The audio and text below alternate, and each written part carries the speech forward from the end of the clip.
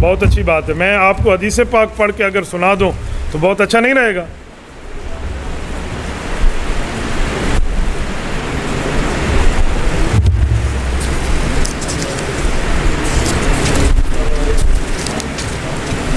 आप तवज्जो रखें, आप आपस में बात फरमाएंगे तो आपस में बात करने के मामलात पर एक दूसरे से ना पूछे ना।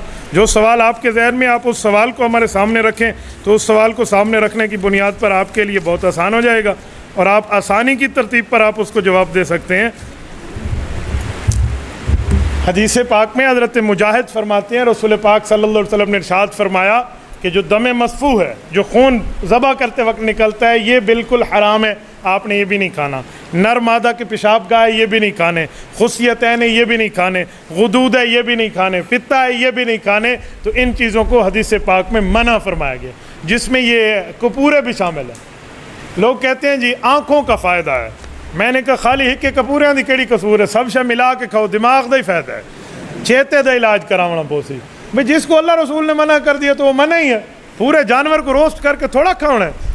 तो भाई कोई जानवर के कबूल करने के भी उसूल होते हैं, कबूल के उसूल नहीं होते?